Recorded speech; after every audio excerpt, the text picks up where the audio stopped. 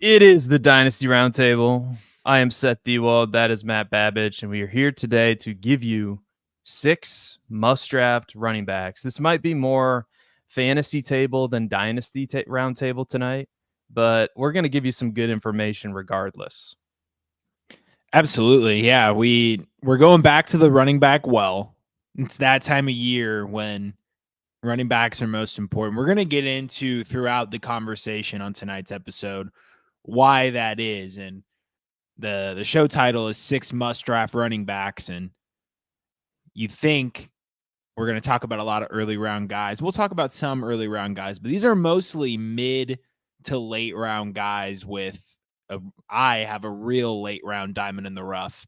So we're going to talk about clearly why mid to late round running backs are one of the key focal points of a competitive roster, not just in Dynasty, but in fantasy this year as well. Yeah, I think I really like some of these values that we're getting, especially when you get into around like 7, 8, 9. It just feels like a really good spot to grab a running back. Ideally, your RB2. Like, let's say you started Bijan Robinson or Brees Hall in the first round, then go receiver, receiver, receiver, and you can maybe grab a good quarterback or a tight end, and then there's a good RB2 there for you in that range. That's what I've found, at least. Like one of my favorite ways to start fantasy drafts. But Matt, do you want to get us kicked off tonight with your first running back?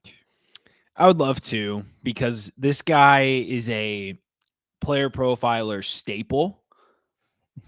He has top 3 upside, and he's going at the end of the 4th round. So this is my early round running back that you can build your roster around, and it's Rachaad White.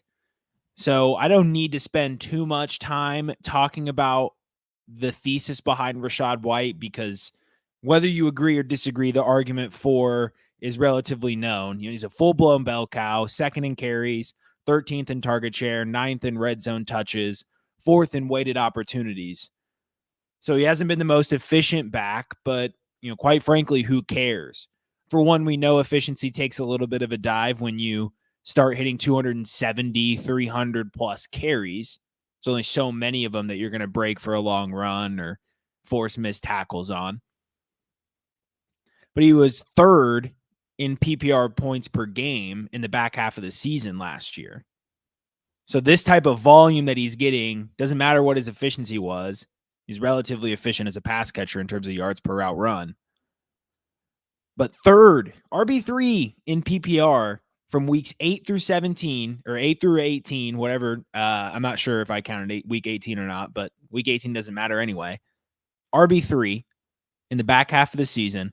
And this is where Baker Mayfield has gone on the record via the Pardon My Take podcast, saying that the back half of the season is when he truly felt like Baker Mayfield, and he truly felt like the Tampa Bay Buccaneers had become a team. And in the beginning of the season, what did we see? We saw a lot of negative game scripts for Rachaad White, not a lot of sustained drives, not a lot of scoring opportunities. That changes for the Tampa Bay Buccaneers. They start gelling. They become a competitive roster. Rachaad White takes off.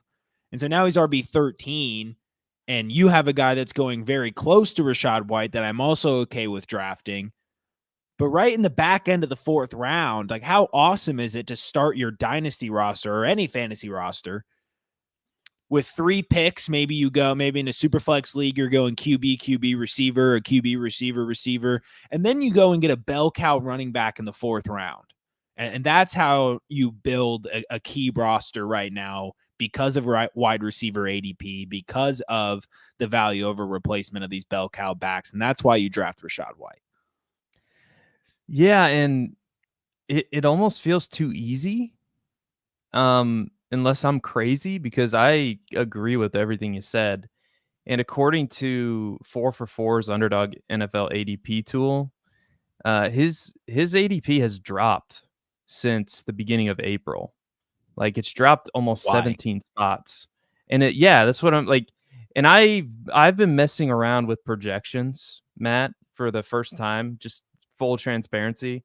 And I was doing some projecting, right? and it's maybe dangerous, but I just thought, for shits and giggles, right? What would happen if Rachaad White had 20% less production this year? It's probably not going to happen because who's taking the opportunity away from him? Is it going to be Bucky Irving? I don't think so. Is it going to be Chase Edmonds? I highly doubt it. So I don't know who's behind him that scares you. But let's just say it happens, right? That would be 218 carries. Let's keep him at 3.6 yards per carry, which turns out to be 785 rushing yards. He catches most of his targets. So I have him at 51 receptions, yards per reception 7.4. That's 377 receiving yards, and 20% less touchdowns would be roughly 7 touchdowns. That would make him the RB17 last year. So in a worst case scenario that he gets 20% less volume and he's still inefficient, because there's also a world where he's more efficient this year because he's another year into the league and he's still a young player who's ascending as a player and he's more comfortable in the offense and the offensive line's probably going to be better. Check, check, check, right? It First round just center. First round center. Signed Bredesen, signed a new right guard. Left guard. They have Wirfs. They're definitely going to improve. They plugged 2 holes in the offseason in their offensive line. Yeah. So even in a worst case scenario, you're slightly losing on ADP, but the upside case is a top 5 running back in fantasy that you can get in the 5th round. It's crazy. Just think about it. Like you could start, Bijan or Garrett. Like you could go, like Rachaad White could be your hero RB. Like he really could be. So he absolutely could be. I love the fantasy plumber. Love that. Shout out to everyone in the chat so far. Welcome to the show. So Seth, I mentioned that your first guy on this list is very close to mine. In fact, if you're on the clock, you're likely choosing between these 2 players in a startup draft and potentially in a regular fantasy draft as well. So take it away with your first running back to build a roster around. I assume you're talking about James Cook, right? Indeed. All right, he's number 2 on my list, but you throw me a curveball here, but no, I'm kidding. So I'll talk about. I talk about it's okay. I ordered your list in terms of ADP. Oh no! You spreadsheet nerd. You probably sorted it. So James Cook going off the board at player number 58, RB13. Very intrigued when I dug into the numbers. And like I said, I'm messing around with projections and I'm not taking myself too seriously. I'm like plugging in an upside case and a downside case for each player and kind of getting the range of outcomes, fiddling around with numbers. He is coming off a season where he finishes the RB12 overall, RB19 in fantasy points per game. The problem is his upside is kind of limited because Josh Allen likes to run around a little bit. Josh Allen's going to get upwards of 100 carries and likely take away some goal line usage from James Cook. I believe, and I'm going off the top of my head here, I believe Josh Allen had 15 rushing touchdowns last year, which is crazy. Yep. I would venture to guess that number comes down, and James Cook is probably going to be the recipient of some of that goal line work because James Cook, you like. To me, he's the efficient version of Rachaad White. Like James Cook is number 12 in true yards per carry, number 5 in yards per touch. Not as good in evaded tackles as Rachaad White. That's an area where he excels. But he's also, James Cook is number 2 in yards per reception and is about middle of the pack in targets because, again, he's dealing with Josh Allen, who likes to run around a lot and doesn't necessarily target the running backs out of the backfield. But I'll get back on track here. The reason I believe the Bills are going to use James Cook more is because they lost some of their premier weapons in the offense. They lost Gabriel Davis and Stephon Diggs. Those 2 guys account for 241 targets in the offense.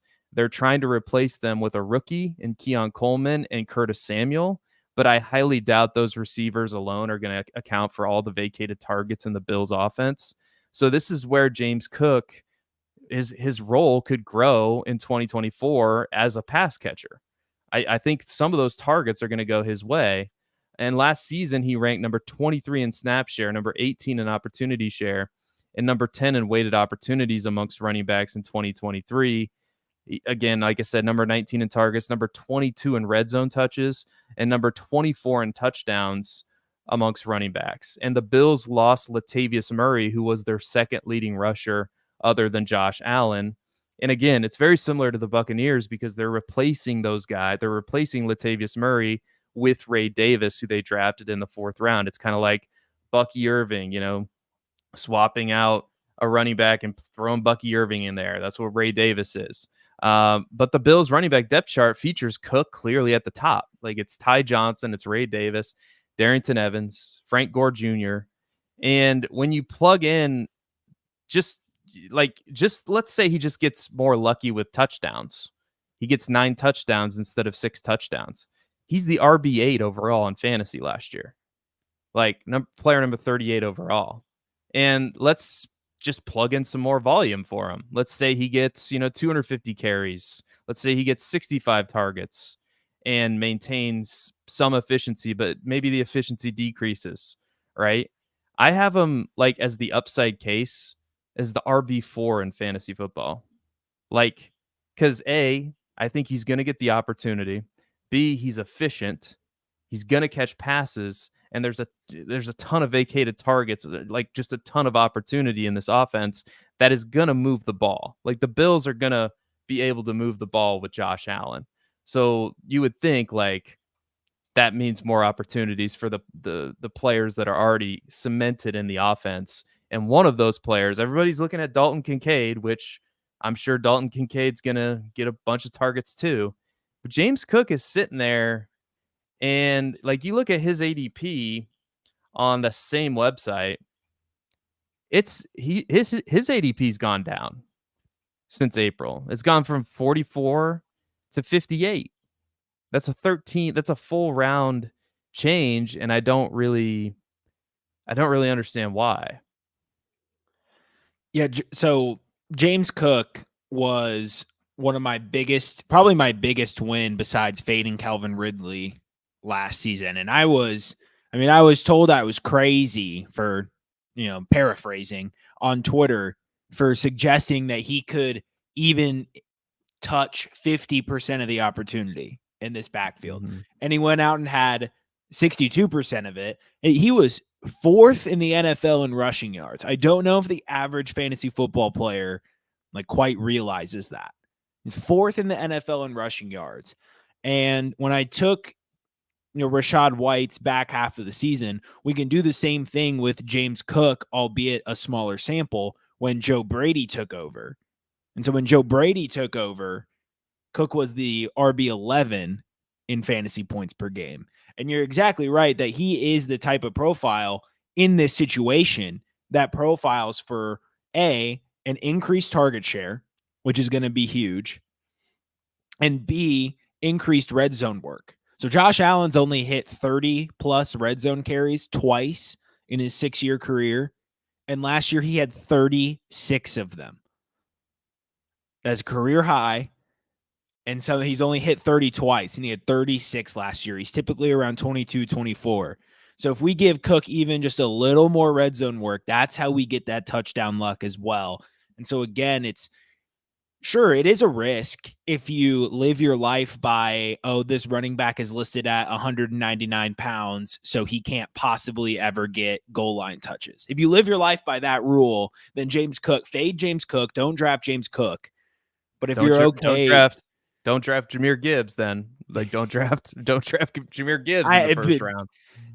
It's a tired argument, but people still make it. But yeah, absolutely love James Cook. And again, a player I'm going to buy the dip on. Like they start creeping up in draft value, and I start saying, maybe no more James Cook. And then for some reason they start coming back down, and that's when you hit the button. That's right. Player number 2, Matt, who's on deck or who's up at the plate now?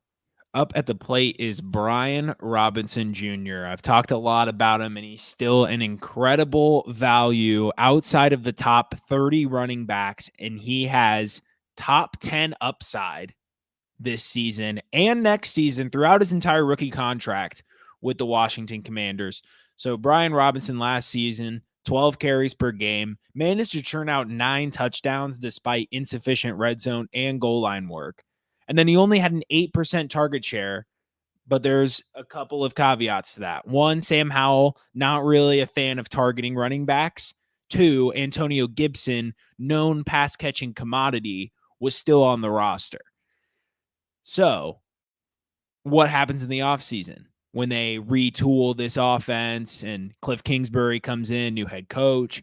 They decide we don't want known pass catching commodity Antonio Gibson. We want aging, potentially washed Austin Eckler to pair with this back. Basically saying, Brian, you're the guy. And hopefully Eckler has enough juice left to produce. If not, you're going to be the bell cow anyway. So let's look at Brian Robinson. Let's look at his resume from last season in terms of efficiency. 5th in yards per route run, 15th in yards created per route run. So he's a talented pass catcher, a talented runner, and profiles as a goal line back, short yardage back. So he's got all the tools. And he profiles for a volume increase in year 2, given his performance above expected. And so Cliff Kingsbury is just the guy to make it happen. 2022, James Conner, 15.5 weighted opportunities per game, top 5. 14th in target share, 16th in touchdowns. This was a pure volume hit, and he was RB9 in fantasy points per game. The prior season in 2021 with Cliff Kingsbury, the volume wasn't exactly there, especially in the pass-catching game, because Christian Kirk, DeAndre Hopkins, AJ Green, Zach Ertz, Rondale Moore were all on the roster. But he was still RB7 in fantasy points per game off of 18 touchdowns. And those avenues, both of them, are very realistic. We could get a hyper-efficient, crazy touchdown season, and we can also get a modest volume but talented, efficient performance and get value out of Brian Robinson Jr. And it could be a pure volume play. Cliff Kingsbury loves to give his running backs touches in the red zone. We know this team is going to have, we think at least, they're going to have more sustained drives, more red zone appearances, more scores, more volume for Brian Robinson. So I don't think anyone in the fantasy community is convinced, as convicted as you can be, that Austin Eckler still has it. And if that's the case, if you're not confident Austin Eckler has it, you should be drafting a lot of Brian Robinson. Yeah, there's, to your point, there's a lot of evidence last year that, Austin Eckler was declining as a player. And a lot of people are going to point to his ankle injury, which he sustained in week 3, which kept him out for 3 games. Actually week 1, I'm sorry. He sustained that injury in week 1. So you would think okay, it's going to take him a minute after the ankle injury to get back up to speed. And it did, but his best games were in week 8 and week 9 against the Bears and the Jets. He was RB6 and RB4. And then he had a nice stretch there in week 8, 9, 10, where he was RB6, RB4, RB4. And then he didn't finish in the top 10 again until week 14. And that was it. And he was barely an RB2. So that tells me that he was winding down as the season progressed, right? And you said it, man. I am man enough to admit when I'm wrong, because I was very much an Antonio Gibson guy. Still am, by the way. I am a stubborn man. I'm like Mike Gesicki and Antonio Gibson. We've talked ad nauseum on this channel about those 2 players, I feel like. But Brian Robinson is poised to be a running back, to be a league-winning running back. Because look where he's getting drafted, Matt. He's getting drafted in the hundreds. That's what I was just going to say. The opportunity cost. The opportunity cost of passing up Robinson for, say, a wide receiver You're going to be placing a bet on Jamison Williams, Ricky Pearsall, DeAndre Hopkins, Josh Downs, Jalen Polk. These aren't, maybe you like Pearsall, but these aren't the sexiest names, especially for a short-term contender. And then you could just take this productive volume-based running back in the hundreds. And then, the RB landscape has never been more favorable for drafters, in my opinion, right now, because these values are all over the place. No, I agree. And he almost has to get more volume, because I'm looking at his snap share and his opportunity share. Like, he's going to get at least a 55% snap share, because they're going to have to ease Eckler in, I would think. Like, he was at 51.1% last year. Same thing with his opportunity share. That was at 60%. There's definite room for growth in an offense that should be a hell of a lot better with Jaden Daniels. It just should, like, that threat alone should make this offense just a lot better. So I'm right there with you.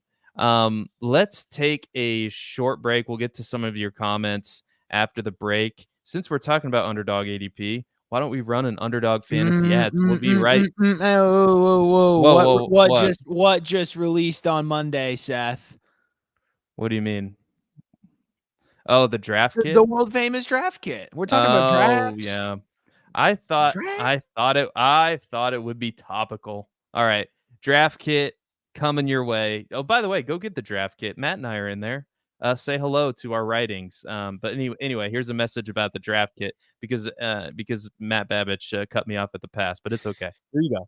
Hey, it's the Podfather. I have great news. The draft kit is live. It is world famous. Why? Because it is the best resource for winning fantasy football championships that exists. There are rankings and cheat sheets for every format you can imagine. We have projections both at the team level and the player level. And wherever you are, you can click on a player, open them up, and see in-depth written analysis about what to expect in fantasy football from that player this year. And then you can click on the team and you can get even more in-depth analysis, all the drivers of fantasy production, both in a positive and negative direction for that team, including a signature trend. And the graphics are incredible. So these team insights, they give you the team level projections, the vacated targets, the vacated ARs. And we added a bunch of features.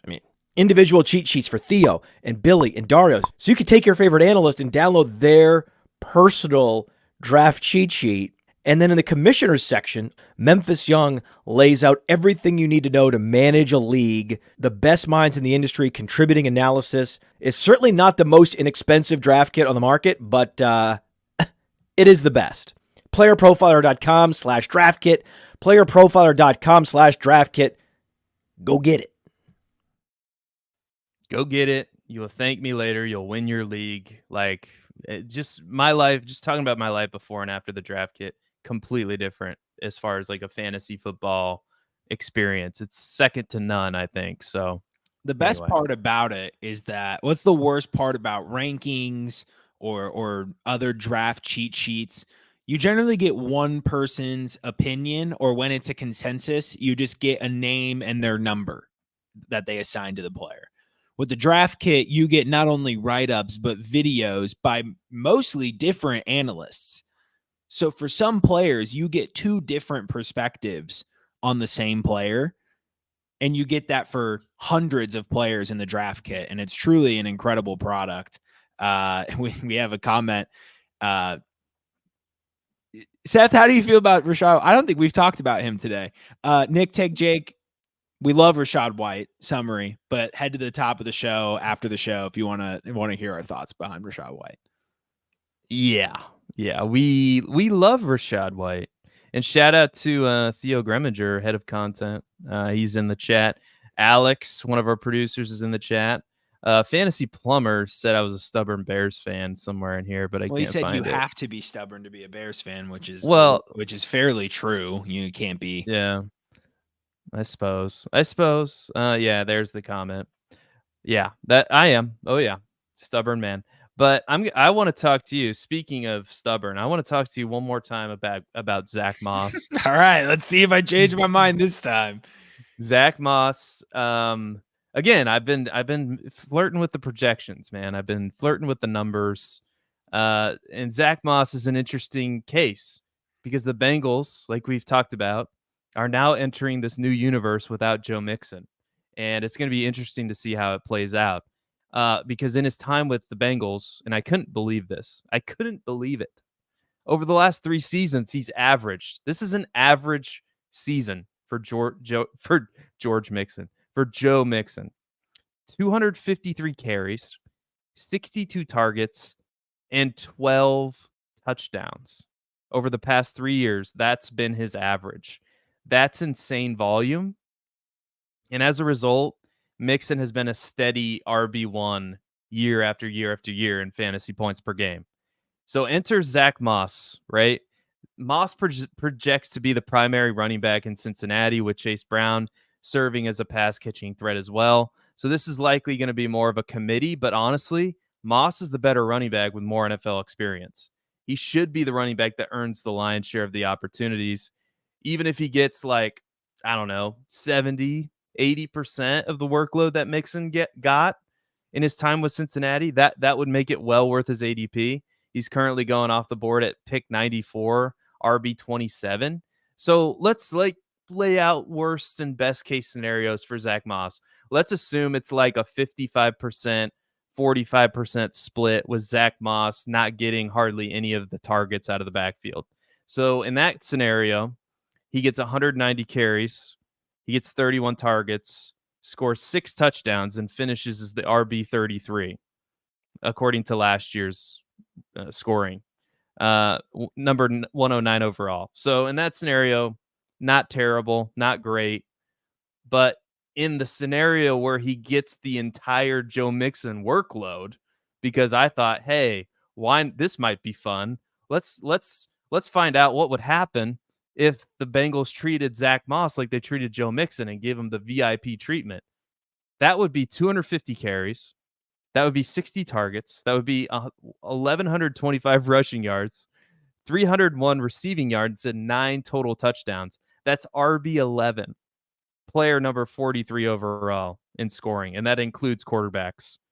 So in this scenario, it's a smash. Like, that's a smash. So those are like the two outcomes that I see, because this is just a total bet that Chase Brown stinks, because I think Chase Brown stinks. And that's my bet. That's basically it.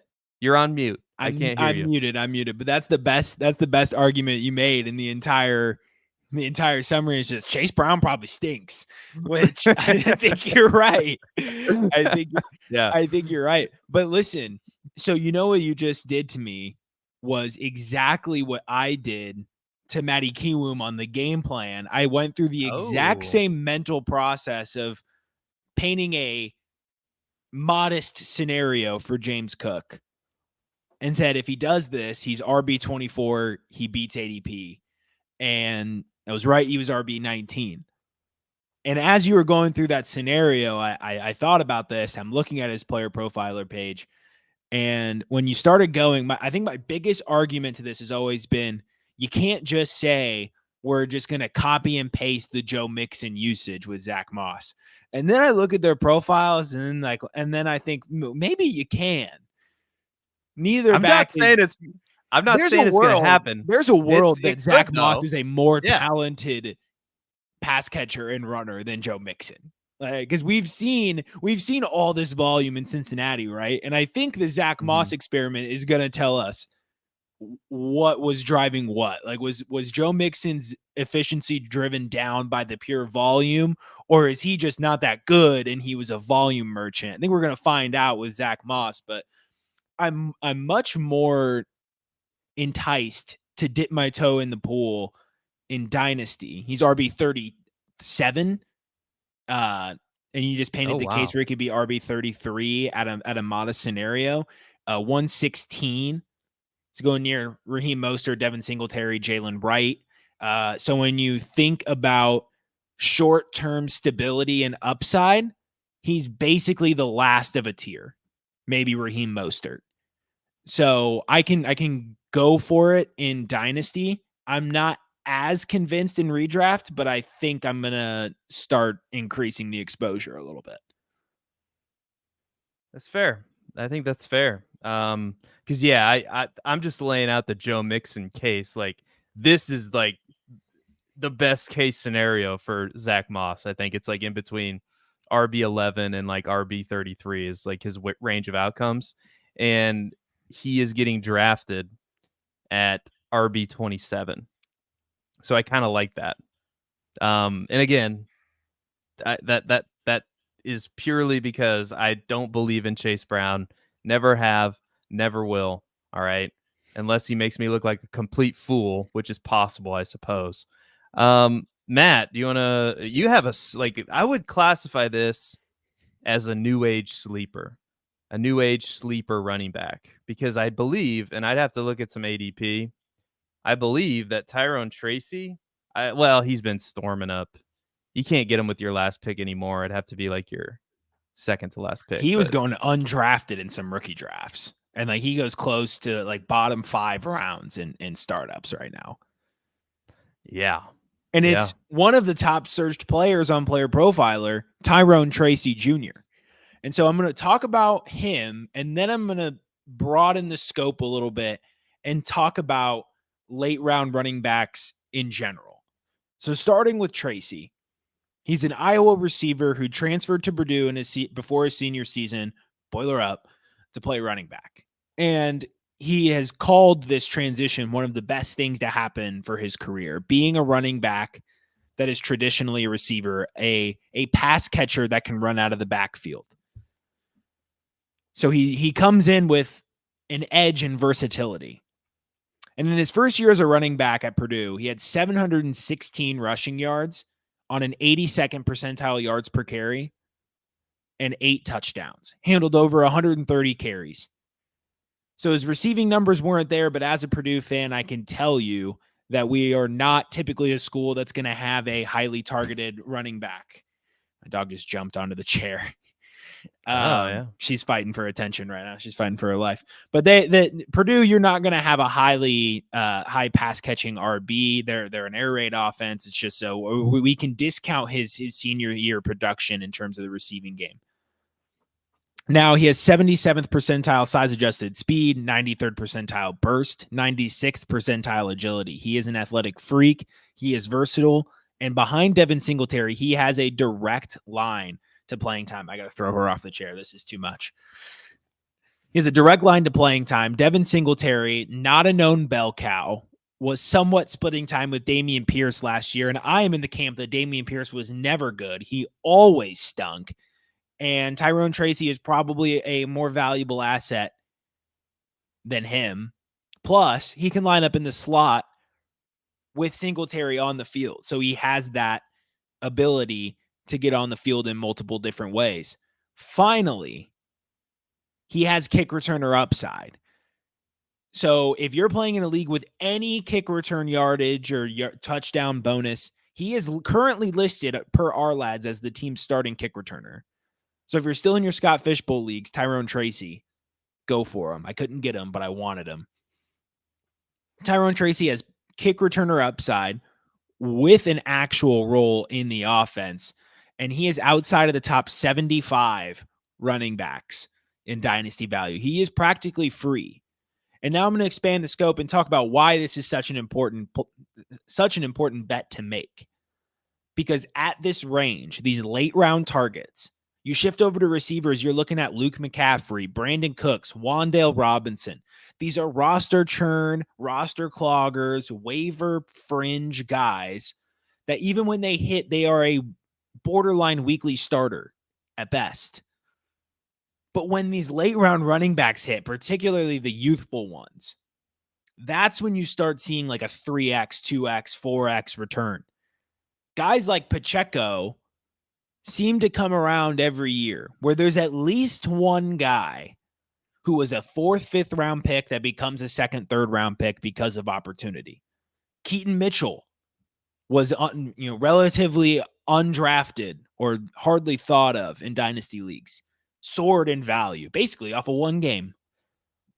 It can be that quick for running backs. So when you're configuring your roster, and you get a couple Rachaad White, James Cook, Brian Robinsons to settle that core. And then you take shots on Vidal, Tyrone Tracy, Shipley, Labe, all of these pass catching opportunity pathway running backs, you start getting one or two that hit, and that's how you consistently, the Alan Seslowsky strategy, right? Win now, win later. Going late round running back all over the place is how you do that. Yeah, it's like you look on Keep Trade Cut, and this is kind of funny. We're mixing like underdog and keep. Well, this is a dynasty show, so I think we're allowed to do that. His value has gone nothing but up, but for some reason Tyrone Tracy is still player 218 according to Keep Trade Cut. That means that there is a universe where you could possibly trade Zeke Elliott for Tyrone Tracy.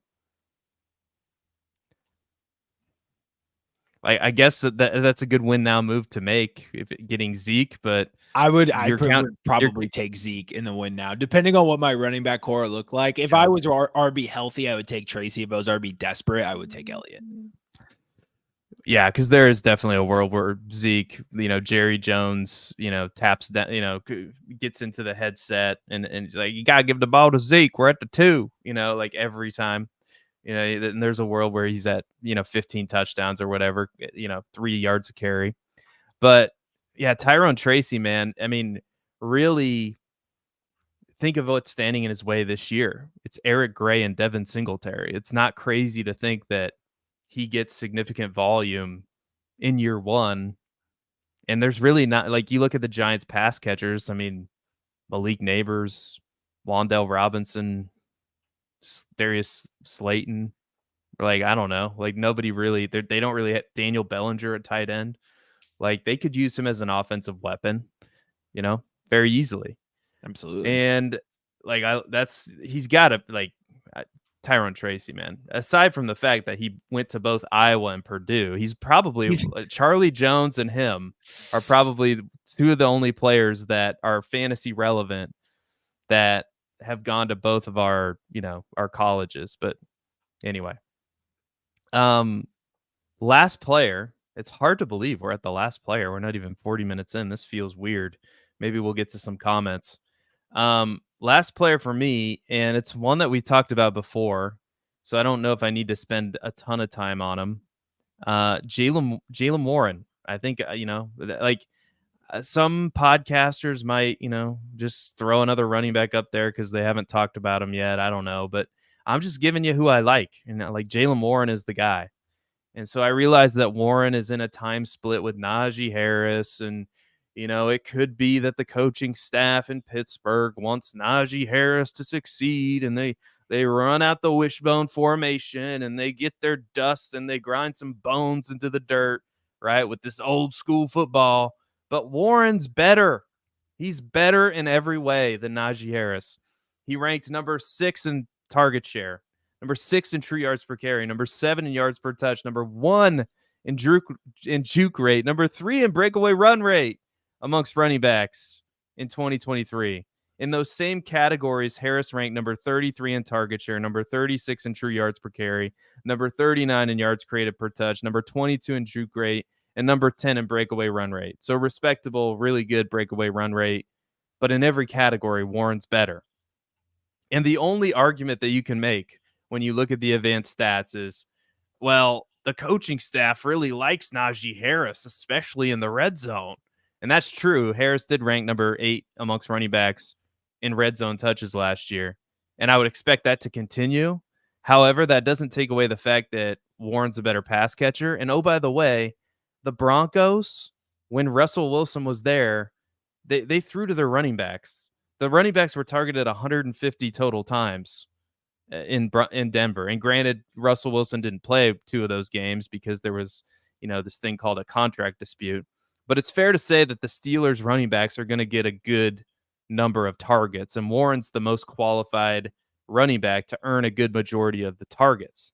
So assuming we get a 50-50 split, and assuming that Warren gets about 65% of the targets, which is what he got last year, like my projections have him as RB 17, and he's currently being drafted as RB 25. So again, you're winning here with ADP, at least in my opinion. And this this projection only has him getting like 150 carries, only 4 touchdowns. So again, I'm not like shooting the moon with these projections and saying like he's getting all these touchdowns. It's only 4 touchdowns. So I really like Jaylen Warren. I know you really like Jaylen Warren, but I also can't ignore the fact that there's not much upside with Jaylen Warren, barring a Najee Harris injury. I mean, he's always going to have the Najee boulder in his way of really reaching his potential. But that could happen. And if we're talking from a dynasty perspective, that could happen as early as next year when Najee Harris is not on the team anymore. I suppose they could sign him, but that's it for Najee Harris. Like, because I don't think they're picking up his 5th-year option. So we'll see. And do you have any thoughts on Jaylen Warren, Matt? Yeah, I think you already touched on my premier pushback to Jaylen Warren. And as you mentioned, I love Jaylen Warren, but the pushback is that his upside is limited without Najee Harris on a different roster. But he's still getting drafted at basically right where he finished last year in terms of fantasy points per game. And it's a genie out of the bottle argument. So yes, first of all, your argument is not very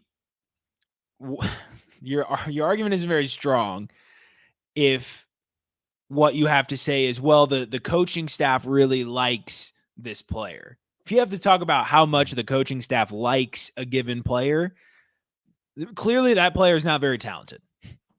And there's a genie out of the bottle moment.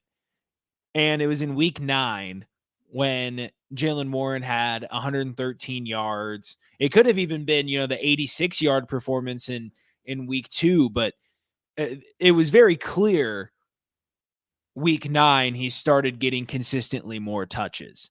And it's going to continue throughout this season. Arthur Smith, despite what he did in Atlanta, he doesn't care about who people think should get what touches. So if he thinks that Jaylen Warren is the better running back, which all signs point to that being the case, then he's going to get Jaylen Warren his touches. And it's not necessarily the Tony Pollard argument because we're evaluating talent. Zeke was relatively efficient throughout his career. Like, he was more efficient than Najee Harris. Najee Harris has never been efficient.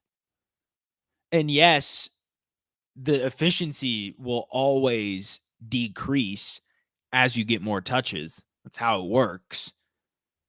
It's an indication of talent. And when you do it over multiple seasons, when you rank in the elites of all these efficiency metrics for multiple seasons and you start to get that opportunity increase, that's the signal that says the Jaylen Warren breakout is coming.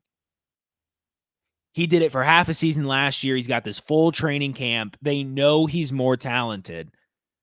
And this is the year where they let the ties go and they give Jaylen Warren 55% of the carry, or 55% of the opportunity. Yeah. If that happens, giddy up, man. We have some time, so I want to get to some chats. I don't know if Chase Brown stinks. I don't know quite. It's got to be, maybe. We'll see. Well, maybe we'll add it. Maybe not high enough profile of a player, but well, yeah, he's no Mark. He's no Mark Wiseman, that's for sure. We'll have to get Mark Wiseman on the show at some point. It's like, you're a big part of this show. You have no idea.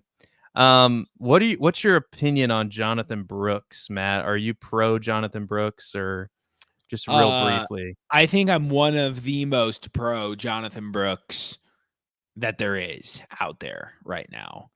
He's going to get a workhorse volume. I don't buy the people that think Chuba Hubbard's going to hang around. The people that Dave Canales came in and he said, you know what I'm going to do? Because I love Chuba Hubbard and Miles Sanders so much. I'm going to go out and draft a workhorse back in the 2nd round. That's what I'm going to do.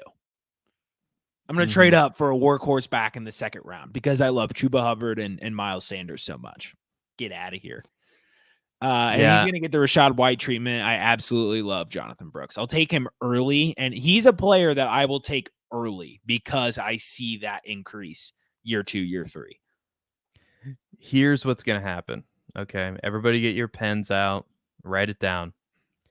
Jonathan Brooks is probably going to struggle out of the gate because he's coming off of an ACL injury and he's a rookie. Don't be afraid. Do not be afraid. Because by week 6, week 7, week 8, whenever he's feeling 100%, hell, it could even be sooner than that.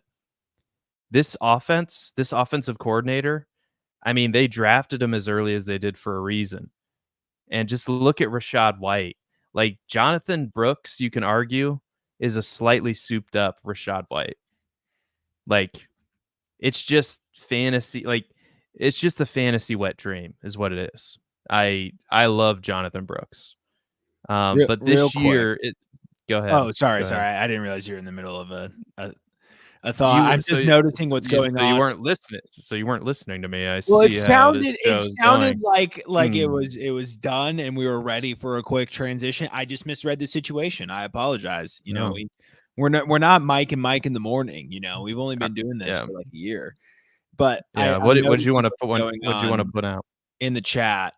So they're talking about Najee and Mixon in the chat here between Fantasy Plumber and Harry Snowman. So he said, I'm guessing their rushing stats will look fairly similar. Harry Snowman replied, bingo. Who the hell cares about rushing stats in fantasy football? They're worthless. Well, they're not worthless, but basically, yeah, I see your point. Harris was 7th in rushing yards and 30th in fantasy points per game with 8 touchdowns. Where do we see the significance in Najee? Yeah, I see. Okay. So I got you. Okay. I missed a pivotal first message there. Yeah. Shout out to Harry Snowman. He's back in the chat. So yeah, there was one more I wanted to get to before we go. So it's funny. We have 2 situations, and it's 2 historic teams. It's the Steelers and it's the Cowboys, where the answer is obvious. Everybody knows. All you got to do is look at some stats. We'll put on some film, right? It doesn't take a genius. Me, an idiot on a couch, watching the game, looking at advanced stats, can see, Jaylen Warren's the better running back than Najee Harris. Very easy. Rico Dowdle is clearly the better running back than Zeke right now at this stage of his career. Clearly better. And I don't like, the only argument that you can make for Zeke is like, yay, football. Yeah, like that's it. That's the only argument that you can make. I'm willing to hear somebody out, but that's the argument, is that he's going to trip and fall into the end zone 15 times because it's Zeke Elliott and he's back with the Cowboys. But really, Rico Dowdle is just a better running back from an efficiency standpoint and should get most of the touches. But it is the Cowboys, so I don't know. The problem is Zeke was still an efficient pass catcher last year, which if the Cowboys are still going to deploy Zeke in the passing game, then it's going to be trouble for Rico Dowdle. So I just don't know if the opportunity is going to come for him. I feel like there's always going to be someone else there. So I'm not necessarily in on Rico Dowdle. Yeah, I wish I could be. I feel like I have my foot halfway in, half out on Rico Dowdle. Anyway, I think that's going to do it. I think that's the show. We look at this. We're 50 minutes in and it's over. And the chat is alive and the chat's super active, and we appreciate everybody in the chat. Matt, give some quick plugs and then we can get out of here. Follow me on Twitter at Babbage_Matt10. You can see all my articles on PlayerProfiler.com/articles. And Draft Kit just came out. You can find my work on Brian Robinson, Deontay Johnson, Mike Evans, Jamar Chase, and Devontae Adams, and I think like 4 more players. I think I had like 8 players or something this year. So very happy to be a part of that again. You can go check out my work there. Check out everyone's work. It's an incredible product that's put together, from the trends and the team previews and reviews to the actual players. It's all around an incredible product. Then you can catch me on Player Profiler today on Saturdays at 6 p.m. Central on the Player Profiler News YouTube and the Profiler_NFL Twitter. Yeah, and you can follow me on Twitter at Seth_DIEWOLD. You can follow me on YouTube or subscribe to my YouTube channel, where I'm posting content every week. That is my first and last name. Would greatly appreciate it. I also get back to just about every comment that is left there. So if you want to interact with me on Twitter, send me a DM. DMs are wide open. YouTube, same deal. Happy to answer any questions or just chat with, do the old football chat about football with you. Happy to do that. And yes, the draft kit is amazing. It's like I said, I'm biased because I work for Player Profiler, have for 3 years now, but it is the best draft kit in the industry, in my humble opinion. So with that being said, thank you so much for watching. Don't forget to click the like button, subscribe to the channel.